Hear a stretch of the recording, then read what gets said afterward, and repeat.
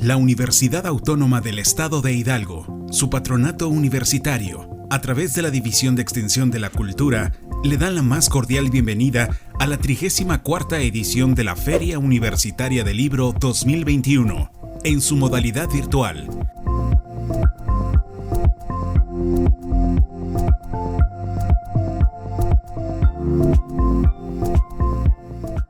¿Qué tal? ¿Qué tal a todos?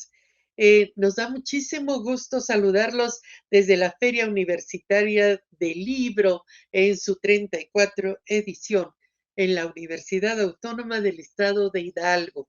Muchísimo placer estar con ustedes. Les quiero presentar al doctor Sergio Montero, quien nos acompañará en esta plática, y una servidora, Guillermina Baena, que, por cierto, soy la autora del libro del que vamos a platicar.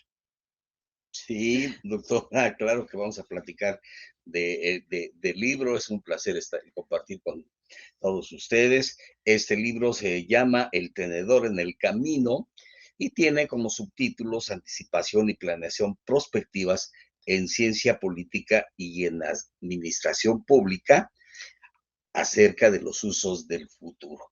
Doctora, ¿Qué tal? ¿puede darnos, por favor, un contexto de cuando se realiza este libro y por qué?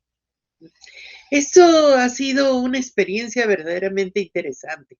Y yo tengo pues varios libros escritos, como muchos de ustedes a lo mejor saben o ya han leído. Muchísimas gracias si ha sido así. Pero este libro tiene algo particular. Primero, es un libro que aparece en una situación de coyuntura que realmente no esperábamos que iba a darse de una manera tan fuerte, tan violenta como se dio ahora con la cuestión de la pandemia. Es un libro que estamos escribiéndolo entre el 2018 y fines del 2019. Aparece efectivamente publicado como en el 20 por razones editoriales, pero lo interesante es esa coyuntura que nos toca, y que es una coyuntura sumamente importante, que todavía no vislumbrábamos la dimensión que tendría. Es un libro que se llama El tenedor en el camino, y mucha gente pregunta, ¿por qué el tenedor en el camino? ¿Qué es eso del tenedor en el camino? Bueno, el tenedor en el camino es una metáfora que utilizamos los que estudiamos prospectiva y estudiamos el futuro. Ajá. Y es una metáfora inspirada un poco en un cuento ruso que realmente nos indica si es la historia de un joven que se encuentra un pájaro que le habla sobre la situación y los obstáculos que se va a encontrar en el camino, ¿sí? Evidentemente el pobre joven pues está metido en un terrible predicamento, porque parece que no hay forma de escapar al destino, de escapar precisamente a esa situación que se va a encontrar en el camino, ¿sí? El joven, pues, por una parte dice, bueno, si te quedas por ahí te vas a morir de frío, pero si te vas a la derecha, pues seguramente te van a matar, y si te vas a la izquierda, se va a morir tu caballo. Entonces, eran obstáculos y obstáculos. Esto nos hizo pensar en una situación que está sucediendo en la actualidad, y que nos llevó a, pues, a replantear una serie de situaciones que veníamos estudiando en la visión prospectiva. Recordará usted, doctor, que se hablaba de que solo había un escenario al que había que apostarle todo, ¿sí? El escenario apuesta, que es el que había que construir, que es el que había que luchar por ese escenario. Y de repente, esta situación del tenedor en el camino nos pone en la tesitura de no siempre las cosas van a estar bien, ¿no? Hay que pensar en lo peor también, ¿sí? Entonces, Se abre el espectro de los escenarios hacia el escenario, sí está bien, vamos a construir un escenario que nosotros llamamos plausible en términos de perspectiva, en donde pues es nuestro escenario que deseamos, con la posibilidad además de que ese escenario deseable se pueda construir en la realidad, pero sobre lo que hay en la realidad. Le llamamos plausible, pero también el catastrófico. ¿Y qué fue lo catastrófico que pasó para esto? ¿Se acuerdan? Pues, doctora, antes de esto, si no tiene inconveniente, me gustaría que pudiéramos remitir el ejemplo de estas opciones que se presentan en una situación del contexto que estamos viviendo, como por ejemplo, si tenemos que tomar una decisión en términos de la pandemia, si, por ejemplo, le vamos nosotros a dar los respiradores a los jóvenes, ¿sí? O, por ejemplo, tenemos por otra parte una disyuntiva en que decimos, pues, se lo damos a los jóvenes que están en una etapa más productiva, tienen mucho más vida por delante, o se los damos a las personas de tercera edad que ya son más vulnerables.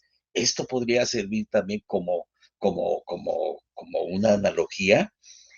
Más allá, esto ya, digamos, fue la complicación de lo que empezamos a vislumbrar. ¿Qué fue lo que empezábamos a vislumbrar?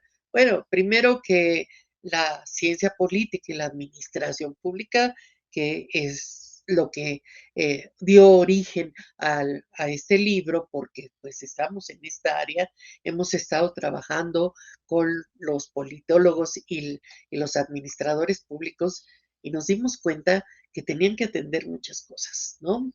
Y que esa atención que tendrían que dar a todo lo que estaba sucediendo era una atención que tendría que implicar un cambio, ¿sí? Y entonces cuando nos preguntaban, pues, ¿cuál cambio?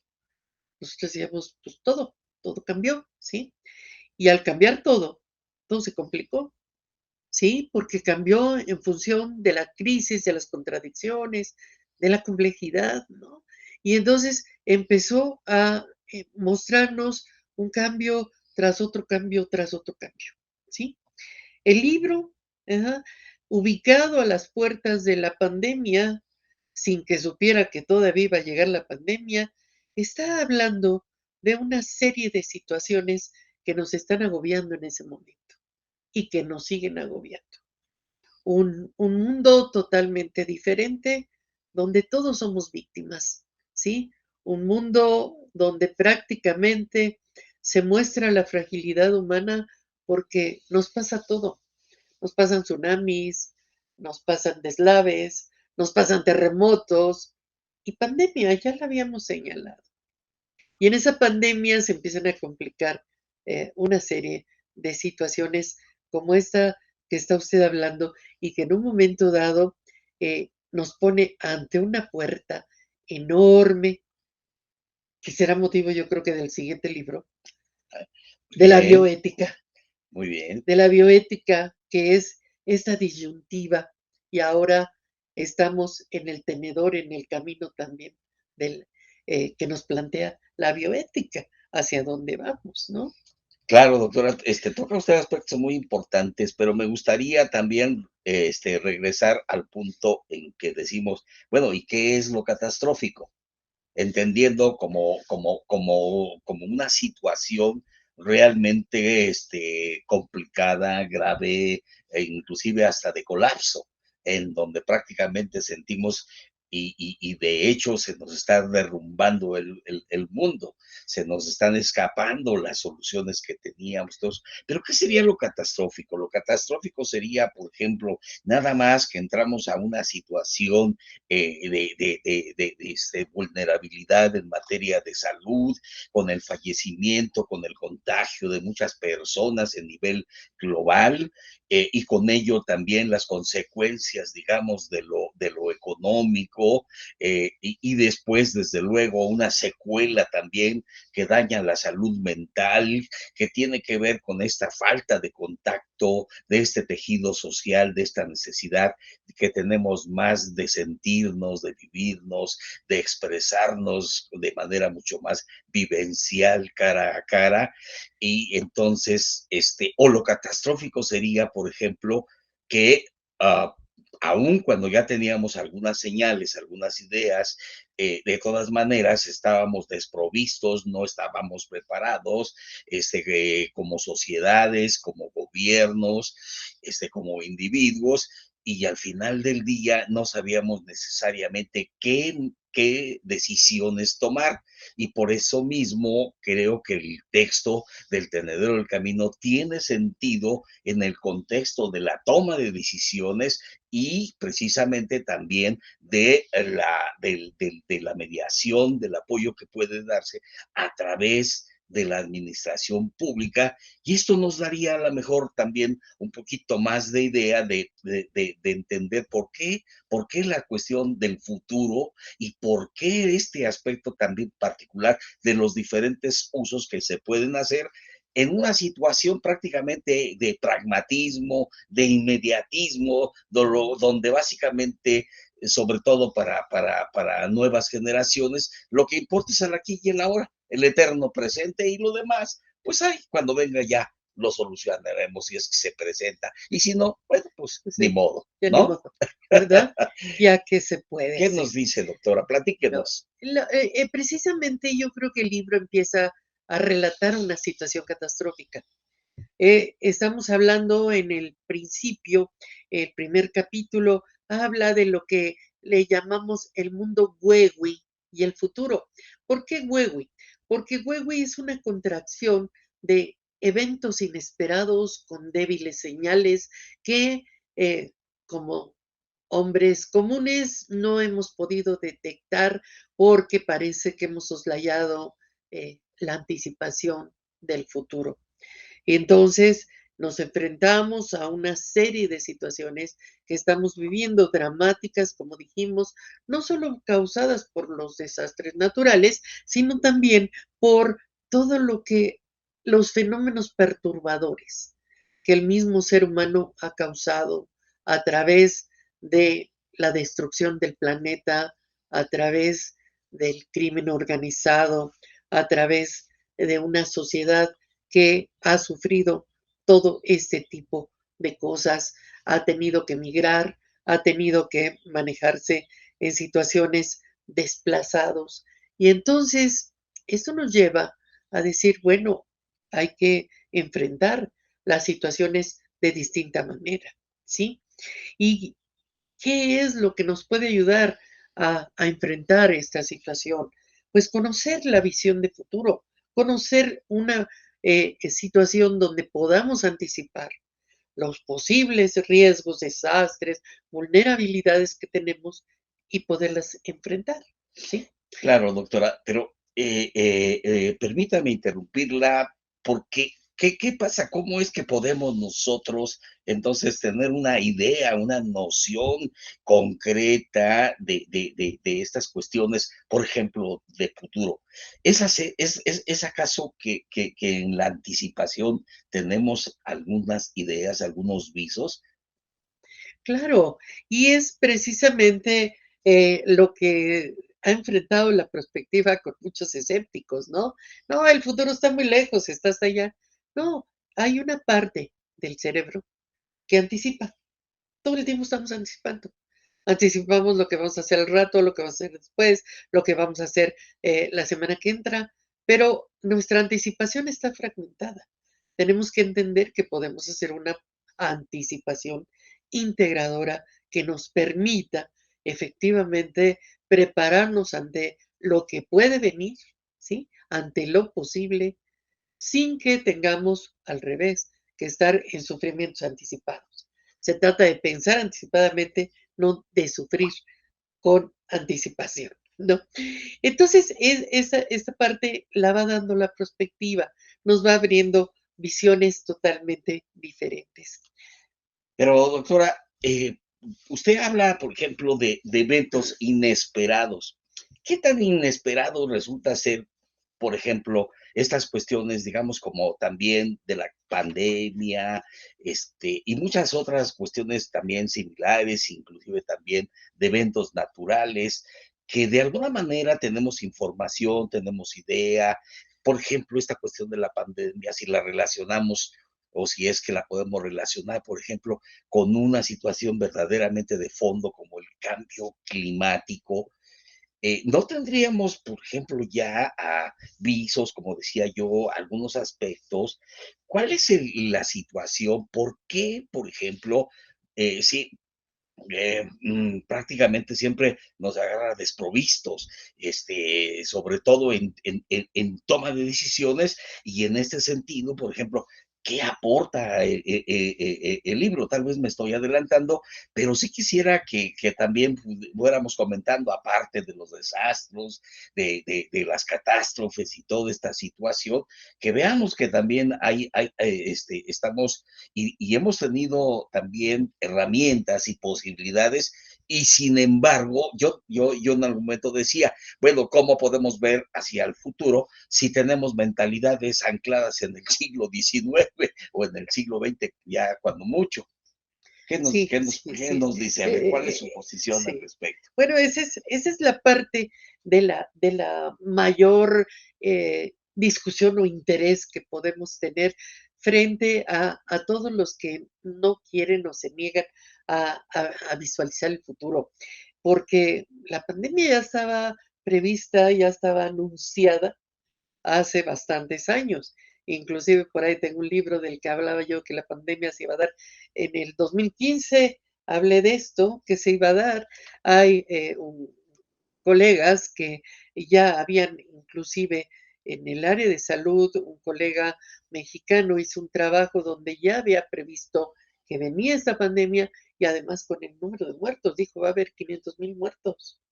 En ese momento era el 2000. Antonio Alonso Cochero. Antonio Alonso Concheiro, ¿no? Sí, efectivamente. Y era el 2000. Entonces, y nosotros vemos en el curso de todos los estudios de futuro que ya se había dicho que esto se venía.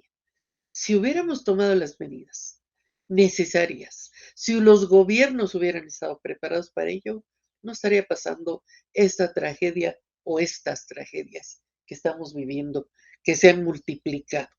Entonces, todos los tres primeros capítulos del libro van dirigidos un poco a plantear esto y hay un capítulo que nos interesa muchísimo sobre las formas de poder que han cambiado, que administradores públicos y politólogos lo tienen que revisar.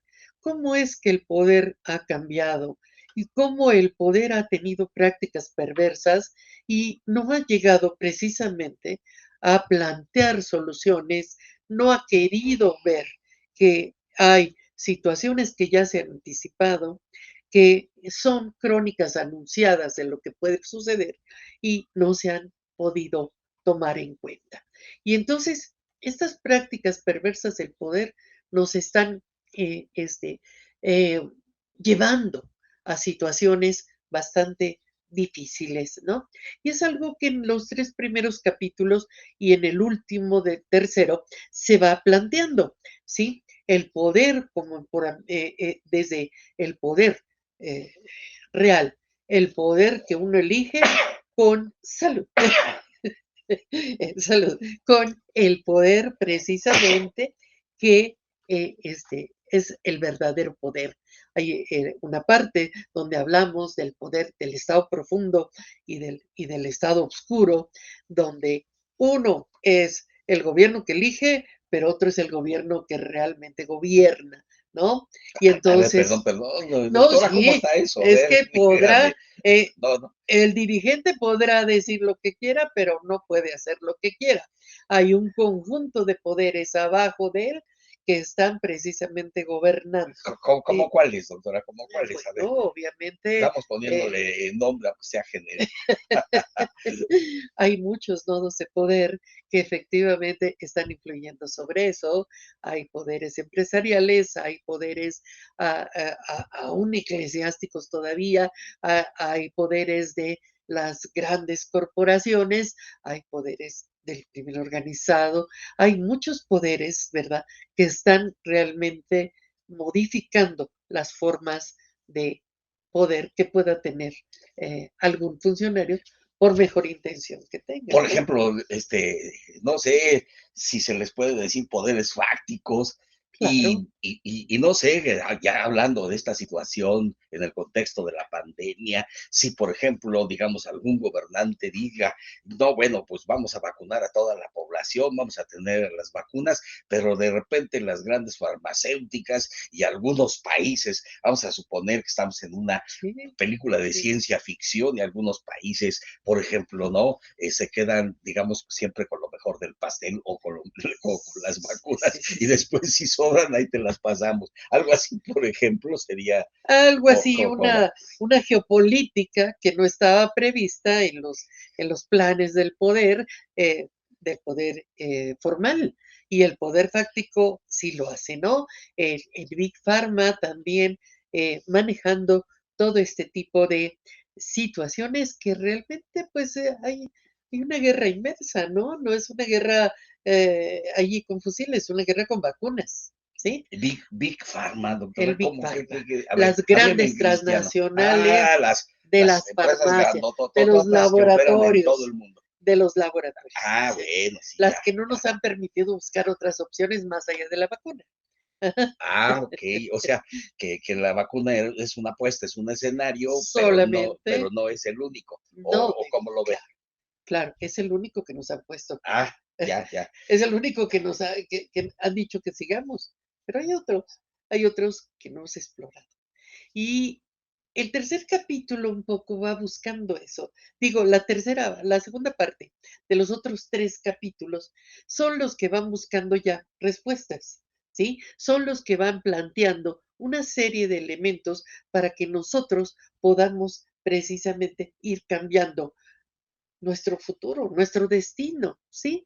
Y ir desarrollando una serie de situaciones que van desde nosotros como individuos, fortaleciendo nuestro sistema inmunológico, nuestro sistema mental, los dos sistemas, desarrollando habilidades anticipatorias y además una inteligencia anticipatoria que nos empieza a entender, a hacer entender que tenemos capacidades como para cambiar la situación y como para salvaguardar lo que se llama el capítulo 4, la seguridad humana. Sí, somos nosotros los que tenemos que preservar nuestra propia seguridad humana.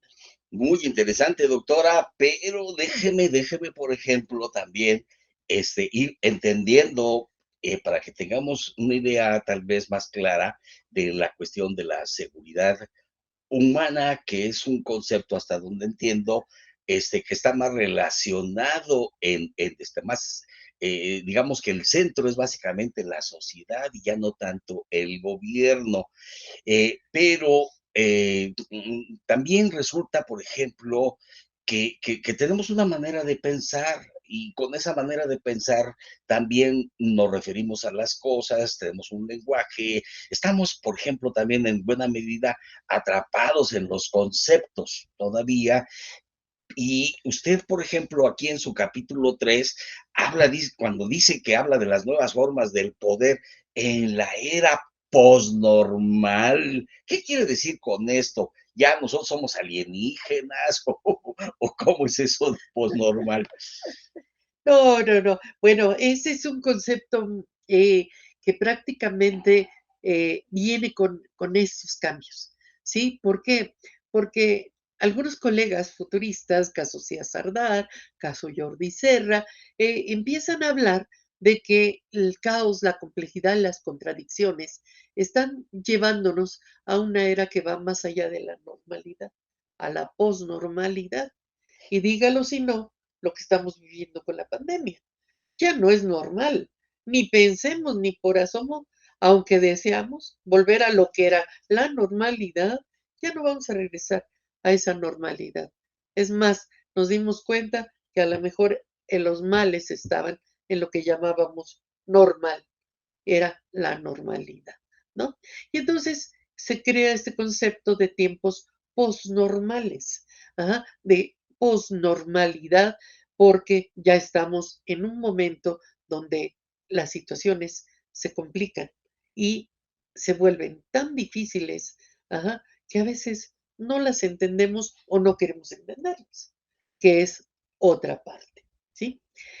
Si las entendemos y las queremos entender, nosotros seguimos el principio de piensa lo impensable porque está sucediendo mucho. Pero si no las queremos entender, estamos en el lado de lo que llamamos los impensados, ¿sí?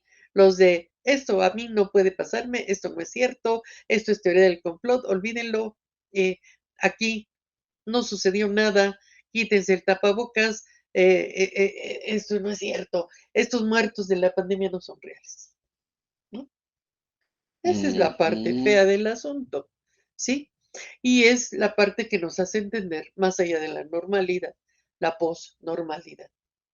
Pero aún peor, vamos a estar transitando de esa posnormalidad hacia una transnormalidad, que será motivo de siguientes capítulos, no de Ok, estos.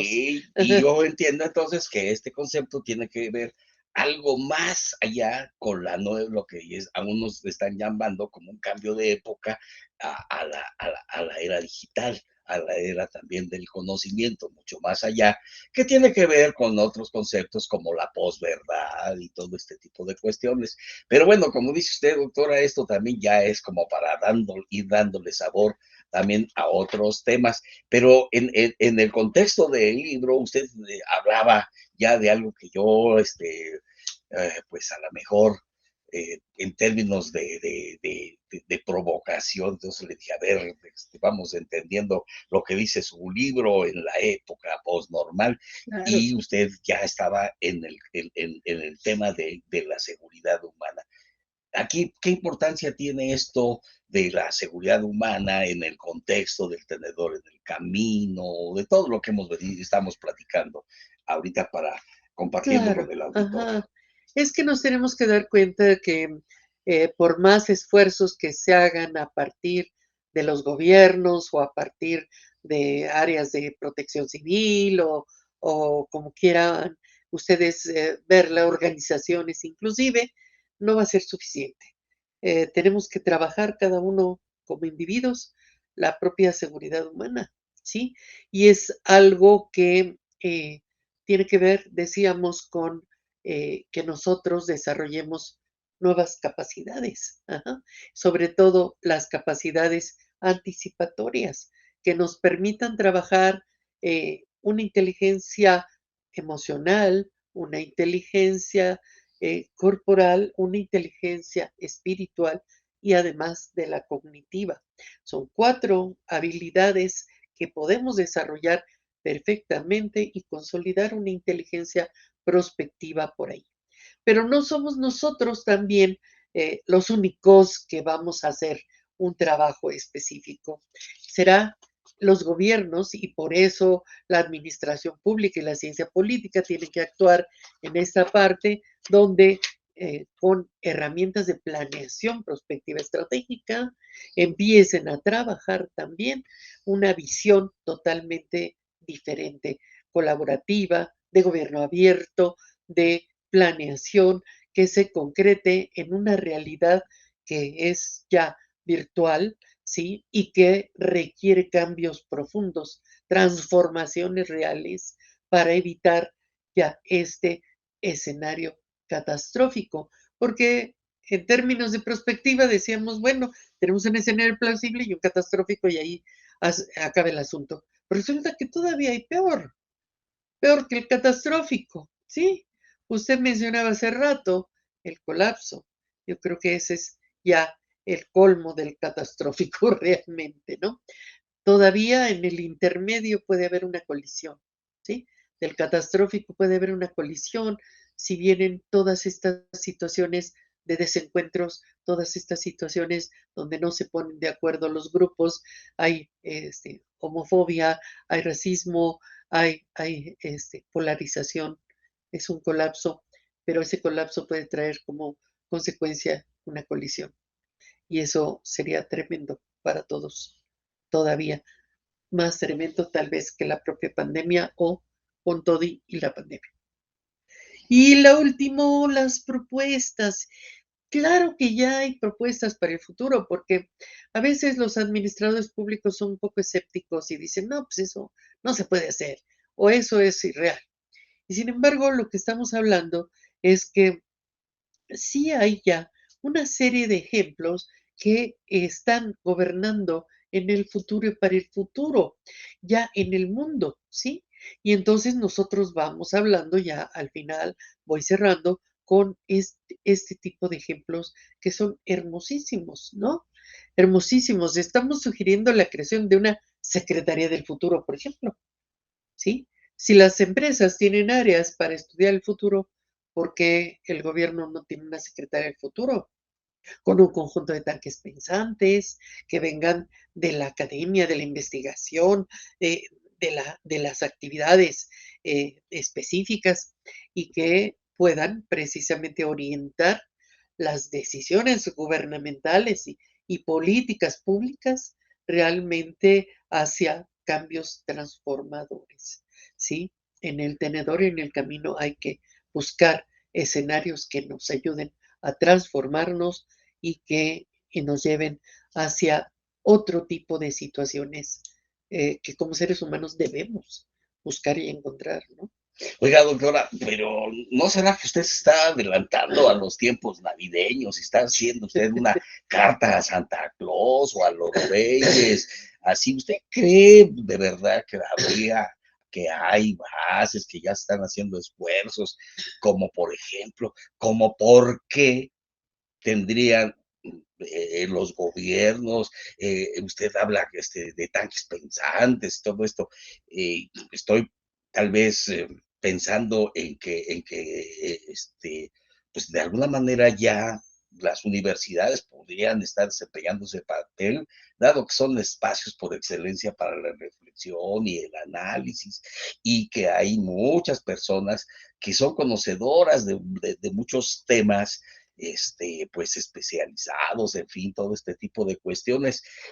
Pero, oiga, usted sí habla inclusive hasta de una democracia anticipatoria, y la creación aquí, digamos, de como de una secretaría, como del futuro, cuando muchas veces no sabemos bien que lo que se hace es a través de un método incremental que se va por las ramas, que lo que le interesa a muchos gobiernos pues no son las consecuencias de sus acciones y todo eso, sino lo que me puede promover políticamente en términos de mercado, bueno, pues las ventas a corto plazo, pues inclusive también la sociedad en el consumo, etcétera, y todo esto, y a mí no me vengas, todavía ya bastantes problemas tengo con lo que estoy viviendo.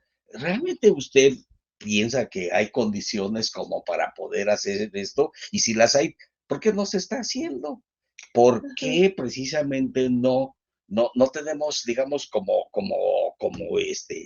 muy claro que el futuro ya nos alcanzó y que el futuro está en el presente, que hay que actuar en el presente, no dentro de 20 o 30 años, en el presente, pero con visión de futuro.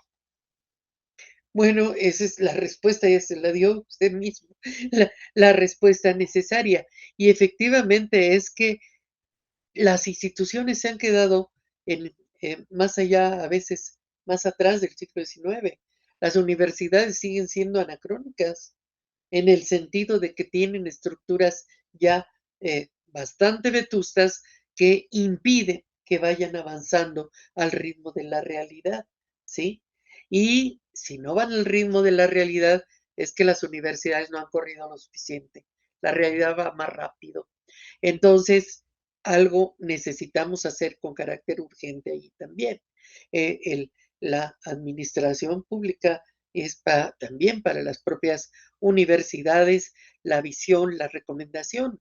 Y claro, para gobiernos que efectivamente son conscientes de lo que pueden hacer todavía. Ajá. Ahí tenemos el caso de Finlandia.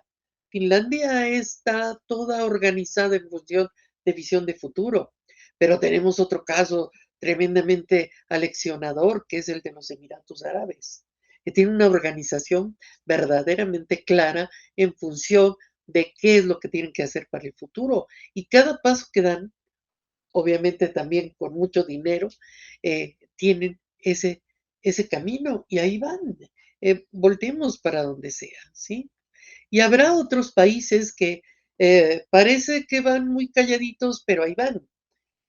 Noruega tiene un área de bienestar y tiene ha estado trabajando. Gales, por ejemplo, tiene una comisionada que atiende a las generaciones que no han nacido, ¿sí? Esto es maravilloso, ¿sí? Es ya la visión de futuro, no solo para los hijos, sino para la generación que no ha nacido. La responsabilidad intergeneracional que nos compete también como individuos con la situación que les estamos dejando como planeta, ¿no? Y así hay muchos casos, ¿no? Hay muchos casos donde vemos avances que son verdaderamente visiones ya de futuro y que hay que revisarlas con detalle porque ya están ahí y están funcionando, ¿sí? Y entonces, y están funcionando a una gran velocidad, ¿sí? Fíjense que China formó parte del primer congreso de la Federación de Estudios de Futuros en los años 60 e hizo un plan a 100 años. China, ¿sí? ¿Dónde está China? ¿Dónde va a estar China? Ajá. Y por último también, nosotros tenemos que ir volteando hacia otros países. Corea del Sur, no lo pierdan de vista, por ejemplo, no lo pierdan de vista. Entonces, es una situación. Por lo pronto, México lo puede hacer. Tenemos gente capaz, tenemos gente que puede integrar estos tanques pensantes que con efectivamente una visión de Estado, una visión de futuro de gobiernos y de políticas públicas adecuadas, esto sería otra cosa y puede serlo y todavía podemos vencer situaciones tan tremendas como esta pandemia y todo lo que nos espera. Oiga, doctora, pues déjame decírselo en términos coloquiales, usted me está dando una sacudida, como dicen, ¿no? Así en algunos espacios, en algunos lugares, me movió todo el tapete, doctora, porque resulta ser que entonces muchas de las cuestiones que yo aprendí ya no son suficientes, ya no son tan útiles, porque los conceptos, las instituciones y todo esto no se han transformado de acuerdo con los tiempos actuales. Así es, entonces va a tener que leer El tenedor en el camino. Y lo maravilloso de este tenedor en el camino es que es un libro digital y se lo recomendamos a todos. Déjenme ponerles los datos de dónde pueden encontrar precisamente eh, el, eh, el área del tenedor en el camino y que esa situación pues la pueden encontrar en diferentes eh, plataformas porque están al acceso efectivamente de toda la gente que quiera leerla. Esa es la maravilla que podemos nosotros ocupar precisamente ahora con las nuevas tecnologías. Entonces, déjenme que les ponga los datos y que podamos efectivamente compartirlo en pantalla o esta situación de las áreas de nuevas tecnologías nos tiene verdaderamente azorados. Estoy peleando con las nuevas tecnologías porque quiero presentarles precisamente esta pantalla que se está escondiendo, pero que aquí la podemos encontrar si es que la logramos pasar a compartir efectivamente. Nosotros tenemos un seminario de estudios prospectivos y en ese seminario hemos podido precisamente mantener una cantidad de libros sobre futuros y allí ustedes van a poder encontrar el tenedor que les va a permitir revisarlo, leerlo, bajarlo inclusive en los diferentes accesos. Estamos aquí con un poquito de preocupación para que salgan, no aparece. Bueno, déjenme que se los dé verbalmente porque no quiere aparecer esta pantalla por acá y déjenme que les dé los datos. Hay dos áreas que pueden ustedes ubicar rápidamente. El http, investigación.políticas.unam.mx, SEM Prospectiva, como seminario, con S, SEM Prospectiva, todo corrido, diagonal. Ajá.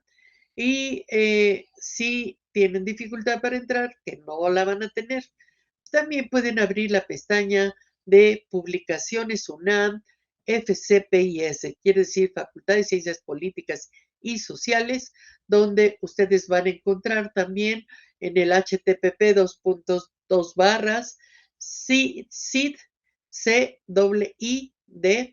//cid.políticas.unam.mx www, page _id igual 356. Allí buscan libros electrónicos 2020. Es un libro que se publicó en el 2020 digitalmente y así lo encuentran. Ajá. El tenedor en el camino, anticipación y planeación prospectivas en ciencia política y administración pública acerca de los usos del futuro, ¿sí? Entonces, es de libre acceso y incluso les decía, lo pueden bajar, lo pueden copiar para que podamos tener la posibilidad incluso de seguir platicando y discutiendo, ¿verdad, doctor Montero? Entonces, pues quedan invitados precisamente a revisar este texto. Muchísimas Déjenme gracias. decirles que aun cuando pudiera parecer el tema como muy complicado, como muy denso, está escrito de una manera muy sencilla, muy ágil, muy didáctica, como es la tradición de la doctora Guillermina Baena. Entonces, yo los invito a que se adentren en esta aventura del futuro, de sus usos, de las transformaciones, y que tengan ustedes también algunos elementos para que les permitan también poder ver cómo es que podemos nosotros también anticiparnos a estas situaciones adversas y tener precisamente una situación y podamos decir que sí, que el futuro existe, que todavía está ahí, nada más que hay que construirlo. Pues muchísimas gracias a la Universidad Autónoma del Estado de Hidalgo. Realmente felicitaciones por no haber cedido a la pandemia y a pesar de todo, aquí estamos con ustedes y virtualmente y los felicito realmente por seguir con esta feria universitaria y continuar hacia adelante, que es continuar hacia el futuro también. Muchísimas gracias y un saludo para todos. Pues muchas gracias mil por seguir construyendo el futuro. Gracias.